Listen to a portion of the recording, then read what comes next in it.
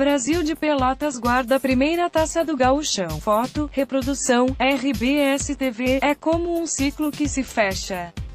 Quis o destino que a última final antes do centenário do Gauchão fosse a mesma que inaugurou a competição, há 99 anos. A partir das 16 horas de domingo, na Arena, Grêmio e Brasil começam a decidir o campeonato estadual de 2018. Mas a história do torneio tem os primeiros passos após a Primeira Guerra Mundial e segue consolidada no século XXI. Em 1919, a Confederação Riograndense de Desportos decidiu unificar os campeonatos regionais em um só. O estado foi dividido em 4 regiões, e o campeão de cada uma disputaria o primeiro título gaúcho. Mas a maioria dos times perdeu o período de inscrição, somente as equipes de Porto Alegre e Pelotas teriam a chance de erguer a primeira taça do Gauchão. Grêmio e Brasil de Pelotas disputam título do Gauchão após 99 anos. À época, o Brasil havia sido tricampeão da Liga Pelotense, 1917, 1918, 1919, de forma invicta. A última derrota tinha ocorrido em 1917, justamente para o Grêmio.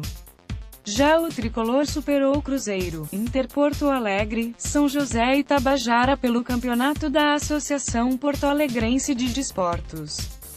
Desta forma, o primeiro gauchão da história teve apenas uma partida, disputada no Fortim da Baixada, no bairro Moinhos de Vento, em Porto Alegre. O time de operários do Brasil, criado a partir da dissidência de parte dos funcionários de uma cervejaria de Pelotas, sofreu para chegar à capital gaúcha. A única forma de transporte era pela água. A bordo do vapor Mercedes, conforme jornais da época, o clube da Zona Sul do estado demorou 16 horas para desembarcar no local do duelo. Hoje, via terrestre, a viagem dura cerca de 3 horas. No dia 9 de novembro de 1919, a Baixada Gremista recebeu cerca de 5.000 pessoas. E os poderosos e favoritos da capital tiveram de engolir uma sonora goleada, 5-1. Proença, 3 vezes, Correia e Álvares marcaram para o Brasil. Máximo descontou para o Grêmio.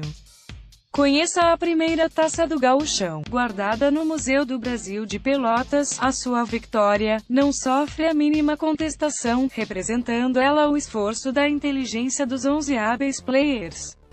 A sua atuação deixou a melhor impressão e os aplausos que receberam durante o match foram uma prova evidente de que souberam jogar com muita tática e vencer como se deve. É justo o júbilo dos pelotenses. Texto do jornal Correio do Povo sobre a final do Gauchão de 1919. Os primeiros campeões gaúchos foram recebidos por uma multidão no Porto de Pelotas.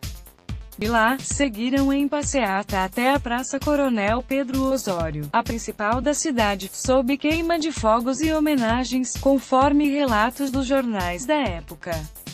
O título ainda rendeu ao Chavante a participação no Torneio dos Campeões Estaduais, promovido pela Confederação Brasileira de Desportos em 1920, no Rio de Janeiro.